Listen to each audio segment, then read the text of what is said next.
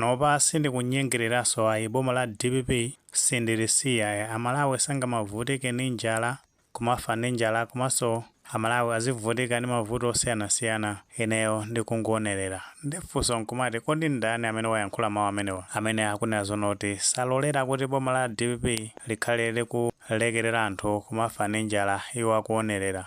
Okay, tiyambe chonchi nkhani makosana kuti muitsatire bwinobwino. A Moses Kunkuyu amene ndi mkulu wokopa anthu ku chipani cha Malawi Congress Party pajanso mbuyo mu mulamuliro wa MCP anali anduna aza information komanso ndi phungu wa nyumba ya malamulo amene amachokera ku Dedza ku Mulunduni constituency. So ndiyoti ndi phungu wa nyumba ya malamulo wa chipani cha Malawi Congress Party. Ndeno amene waleroli a Moses Kunkuyu anachitisa msonkhano ku constituency kwawo kumene kuti ndi ku Mulunduni. Ndeno msonkhano umenewo anawuchitira pa ground limene limadziwika zoti Kasombo ground. Ndeno to pa msonkhano umenewo akuona kuti a Moses Kunkuyu atha mawu kwambiri ngakhale kuti akuti cholinga cha msonkhano umenewo amafuna kukathokoza anthu aku constituency imene kuti anavotera pa chisankho chija chinachitika pa 16 September 2025. Mukaonanso chithunzi chimene chikuenda pa skini panopo muona ndithu kuti agwada pamenepo ati kuonesa kuyamika kwa mafumu komanso anthu aku constituency imene kuti anavotera kuti akhale phungu wa nyumba ya malamulo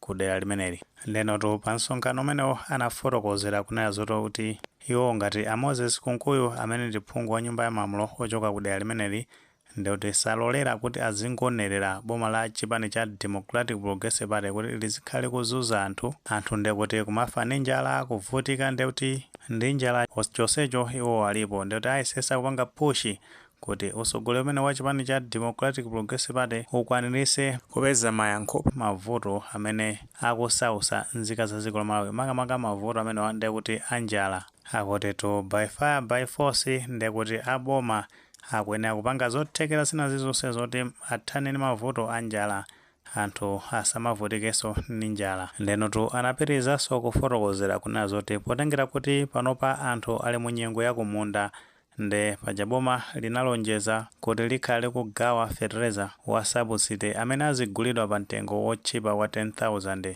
Ndewo akunena zoti ndondomeko imeneyi aboma akuyenera kuyiwunikira bwinobwino kuti alimi padakale panopa ndoti akuvutika kwambiri kuti apeze fertilizer ameneyi. Nde akunena zonoti boma ngati silichitapo kanthu pa vuto ngati imene lakuvuta kwa fertilizer wa subsidy nde kuti zipangisa zoti chaka chamawa anthu azavutike ndi njala zimene iwowo akuona kuti ndi zosayenera kuti anthu azivutika ndi njala. Komano funso limene anthu akumadzifunsa ndilina kuti kodi nkhani ya njala imene a Moses Kunkuyu akuyankhula kuti kanthu akufa ndi njala kanthu akuvutika ndi njala ndi yoona? Komanso nkhani ya fertilizer imene akukambira anthu amene ali ku rural areas akuyankhulapo zoti chani kuti kodi fertilizer yakulandira kapena iyayi? Tiyambe nkhani ya chakudya ya njala imene akukamba zonena kuti anthu akuvutika ndi njala. Nkhani imene sitingatsutse kwenikweni komano ovalo tikatenga ndi mmene a chipani cha Democratic Progressive Party mosogozera ndi a Professor Arthur Peter Mutharika approach imene anatenga yokhuza ndi njala ndekuti ululu wa njala imeneyo ndekuti nopanopa anauchepesa kwambiri ambiri kukumbukira kuti kunatuluka ripoti limene pa Chingerezipo amalitchula kuti Malawi Vulnerability Assessment Committee imene imakamba zonena kuti anthu oposa 4 miliyoni avutika ndi njala kuchoka mwezi wa Oktoba chaka cha 2025 kukafika mwezi wa Machi chaka cha 2026 ndipo anthu amene amafuna thandizo la chakudya mwansangansanga. Komano tinaona kuti zimene achita mtsogoleri wa dziko a Professor Arthur Peter Mutharika analumikiza ndi mtsogoleri wa dziko la Zambia a Hichilema Hakainde. Tinaona kuti anduna zachuma a Joseph Mwanamveka anakhala kuthamanga mpaka na funding inapezeka kunagulidwa chimanga chokwana 200,000 metric tons. Chimanga chimenecho chinafika ku Malawi ambiri ndi mboni chikugawidwa padakale panopa madera osiyanasiyana ndi bungwe la Dodema. Pamene tikatenga chimanga chimene chikugulisidwa kwa adimaki pajanena kuti chimanga kwa adimaki thumba ndekuti ndi 65,000 Malawi kwacha. Komanso across Malawi zikuoneka kuti chimanga chikupezeka chili pena paliponse anthu akutha kukwanisa kupeza chimanga chimenecho pa mitengonso yabwino. Koma vendaso tikatenga ndi ripoti limene linatuluka pakati palimonesa kuti chimanga chimenechi chimafika ma 55,000 kwena ma 50,000 yomwe ndoti ili fair tikatengera ndi mulamuliro umene wa achipani cha Malawi Congress Party. Sikalekale chimanga chomwechi chinafika thumba 80,000 mwezi wa August chaka chomwe chino cha 2025. 1 kg achimanga kumafika mpaka na 1700 ena madera ena 1600 chakuti. Moti makosana amene achipani cha Malawi Congress Party anakhaza kuti anapitirira kulamula mpaka na panopa. Ndekuti panopa thumbo la chimanga likumafika ndekuti 100 chakuti mwina 150. So titha kunena zoti usogoleri wa chipani cha Democratic Progressive Party approach yake ndi yabwino. Nkutheka kuti akunkuyo kuyankhula kumeneko angoyankhula potengera kuti ali kumbali yotsutsa boma, komano pasi pa mtima akuzindikira kuti pali improvement kusiyanisa ndi iwo chifukwa zitsanzo zambiri taziona mbuyomu pamene iwo anali mboma. Mwezi wa September chaka cha 2024 kumachinga amayi Margaret Mnembe akwati mtumbwinda kumachinga anapeza zoti amaphika chiteze. Chithunzi chake chimene muchiona pa skini panopo, chiteze chimenecho amaphika atongati chakudya chifukwa cha vuto la njala. Chonsecho kunali asogoleri amene a Moses Wonkuyo ndi administration ya Malawi Congress Party. Ndi chani cha nzeru chimene anapangapo chothana ndi vuto limene sitinaona kuti amabungwe ngati achina Malawi First mosogozedwa ndi achina Boni Kalindo komanso msogoleri wa dziko padakali panopa a Professor Arthur Peter Mutharika ndi amene timaona akuthamangathamanga kumakapereka chimanga kumene kuja.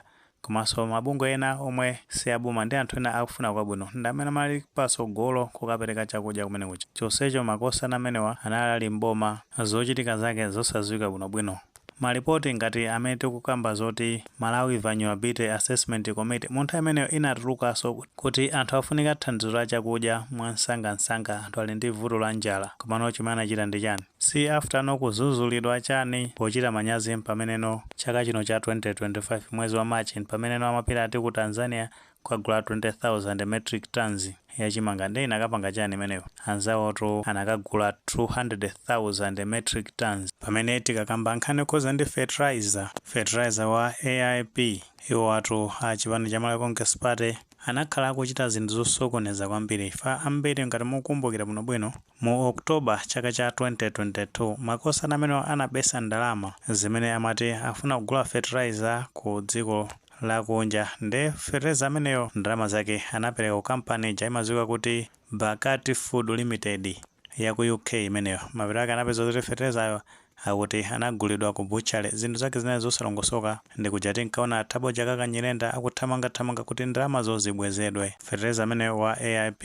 akagulidwa ku butchery ngati anthu osazindikira zomwe ndalama zake nthawi imeneyo zinali $727,000 yomwe akapitisa ku Malawi kwacha nthawi imeneyo inali 750 million Malawi kwacha ndalama mbiri kwa basi. Kuchoka pamenepo mu chaka cha 2023 mu Juni imeneyo makosana amenenso chifukwa cha chinyengo katangale ndi ziphuphu anapeza zoti akagulaso fertilizer ku pharmacy. Zotsatira zake anthu anakanika kuti akolole bwinobwino foti fertilizer wa AIP anakanika kuti anthu amupeze bwinobwino. Pamene padakali panopa anthu akumadandauladi ndi zona komano overall kwambiri akuna kuti fertilizer anthu akutha kumufekera.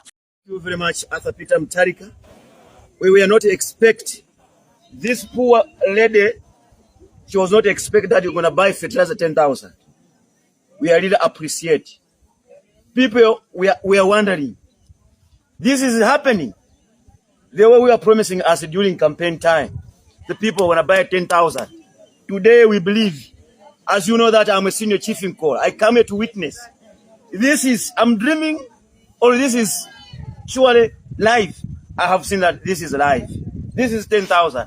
Ndiye kwanga nikupempha kwa inu kuti munikhululukire kuti izi ni nkhondo zomwe ndili kumenyerani, komanso mundikhululukire kuti zipolopolo za nkhondo imeneyi zakupwetekani.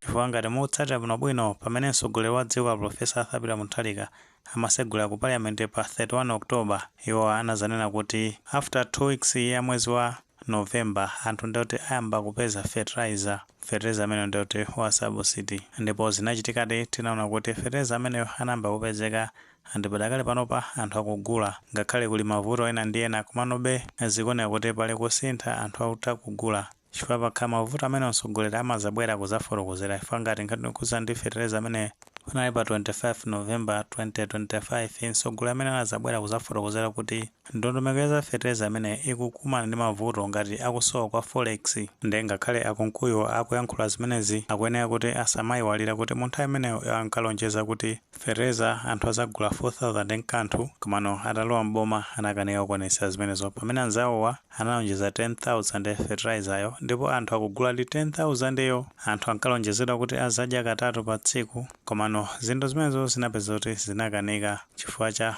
poor leadership ndeiwaso anali mmodzi mwa anthu amene amatsogolera dziko la Malawi ndipo tenga kuti ali ku opposition ayi atha kumayankhula amene angathe kuyankhulira komano chilungamo chona kuti Amalawi okha amazindikira komanso akutha kusiyanisa ulamuliro wa makosana amene wa MCP komanso ndi kuti makosana a chipani cha Democratic Progressive Party nkutheka tomwe ndi maganizo pa nkhani imene pametu nazoti Moses Kunkuyu akuti salekerera kuti usogoleri wa chipani cha Democratic Progressive Party ukhale ukusiya anthu akumavutika ndi njala komanso kumavutika kuti apeze fertilizer achita chothekera china chonse kupusha government ya DPP kuti zinthu zimenezo zikhale zikupezeka ngati maganizo amenewo alipo muthu atifotokoza comment section koma tikamapereka tilemekezenso maganizo anzathu sewele panga like video imene komanso panga subscribe channel chimene cha Fox Malawi News 18 chongoti nkhani zambiri zikamachitika ndio zitakupezani mosavuta.